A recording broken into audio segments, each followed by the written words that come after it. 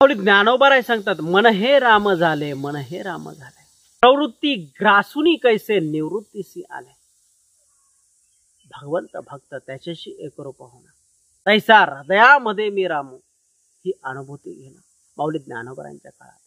माऊली ज्ञानोबरांनी संजीवन समाधी घेतल्याच्या नंतर कित्येक वर्ष संत नामदेवांना प्रचार प्रसार करण्यासाठी, वारकरी संप्रदाय असो, भागवत धर्म असो, या संपूर्ण समाजाला एक दिशा देण्यासाठी संत नामदेवांना भारत भ्रमण करावं लागलं.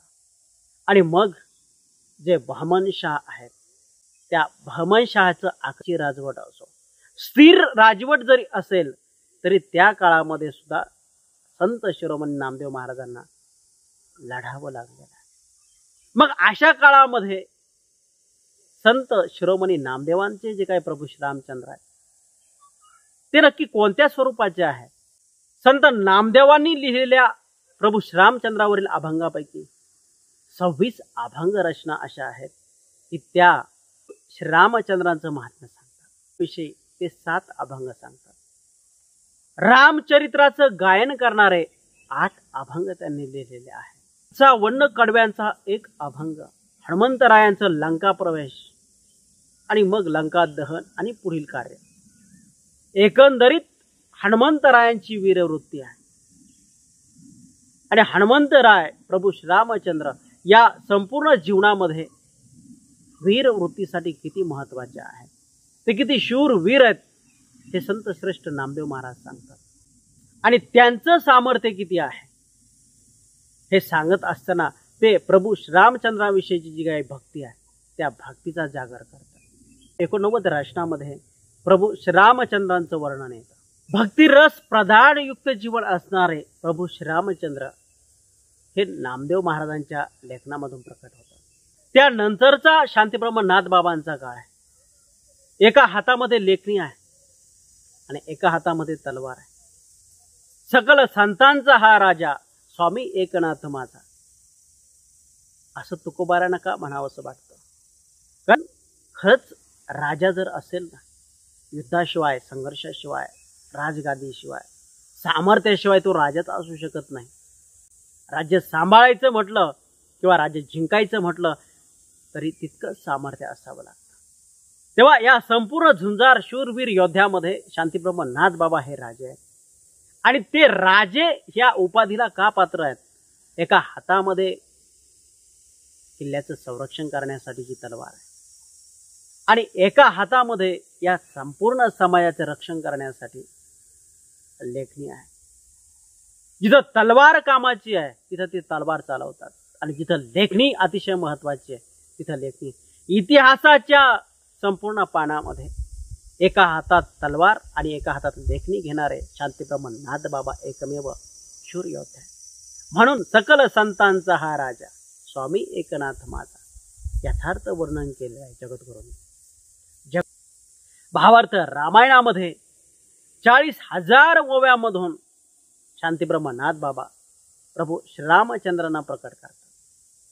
प्रभू श्रीरामचंद्रांना प्रकट करत असताना परकीय आक्रमण आहे, त्या आक्रमणामुळे उद्ध्वस्त झालेला समाज आहे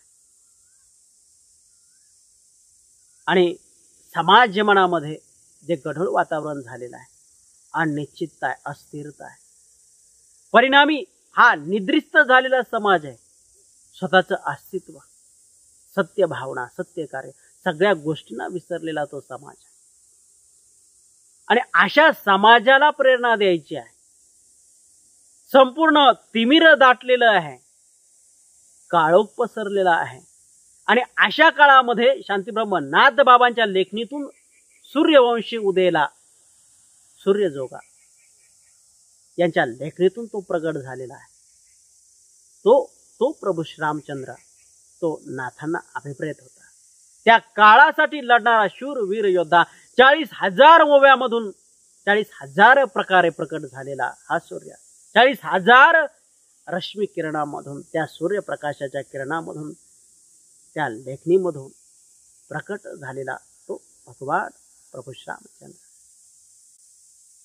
नाथबाबा त्यांच्या लेखणीतून प्रकट करत असताना या समाजाची गरज काय, परकीय सत्तांना कशा पद्धतीनं तोंड दिलं पाहिजे, परकीय आक्रमण कशा पद्धतीचे प्रतिहल्ला करून परतून लावले पाहिजेत, आणि त्याचबरोबर हा समाज संघटन दार उघड बये दार उघड त्या शक्तीची आराधना केली आहे. लोकांचं मन हेरलेलं आहे आणि मग विविध कला प्रकारामधून भारुड असतील, ओव्या असतील, अभंग गवळणीमधून शांतीब्रह्म नाथबाबा तळागाळातील लोकांचं प्रतिनिधित्व करणारे हे राजे आहेत. तळागाळातील हे जे काही साम्राज्य शांतीब्रह्म नाथबाबांचं पसरलेलं आहे, त्या तळागाळातील प्रत्येक एक व्यक्ती तसा शिवबाचा मावळा असावा, तसा जोगी, गोंधळी, जोशी, असे अनेक पात्र हे शांतीब्रह्म नाथबाबांचे सुभेदार होते, किल्लेदार होते.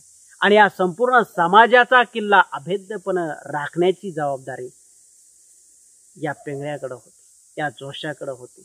अनेक पात्र शांतीब्रह्म नाथबाबांनी जे साकारले, सजवले, त्यामधून तो किल्ला अभेद्य ठेवण्याचं काम केलं.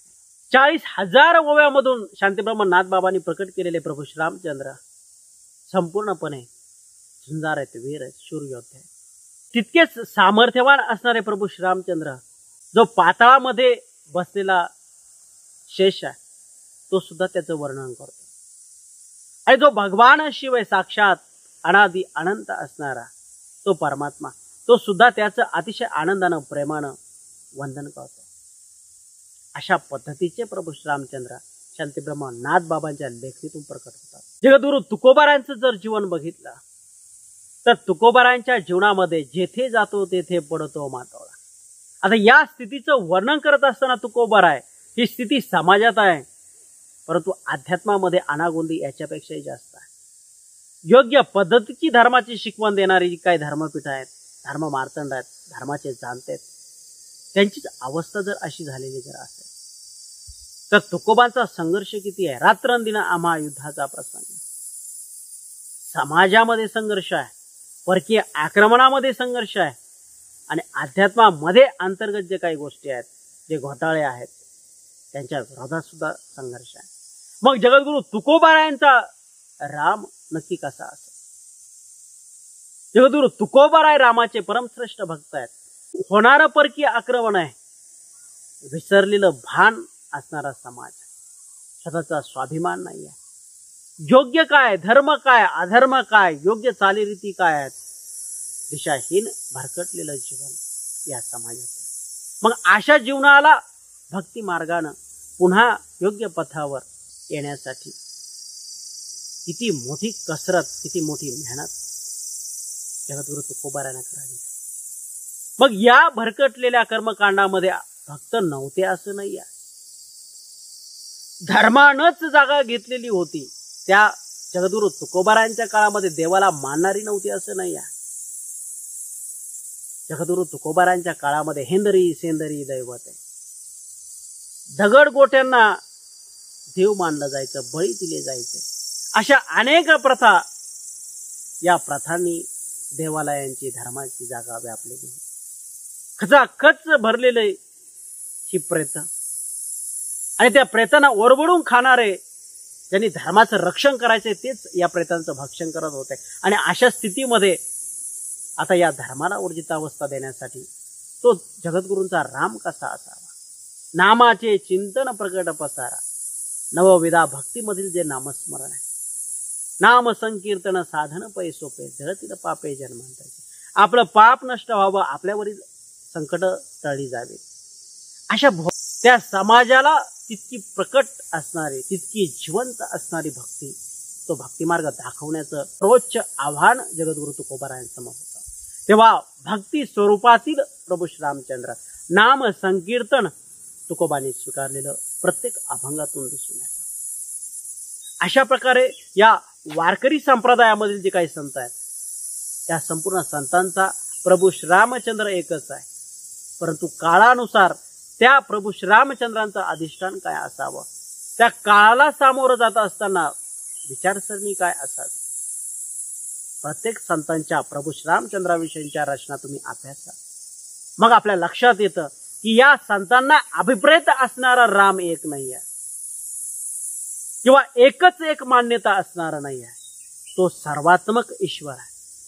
एकच विचारधारा त्या रामाकडे घेऊन जाणारी नाही आहे.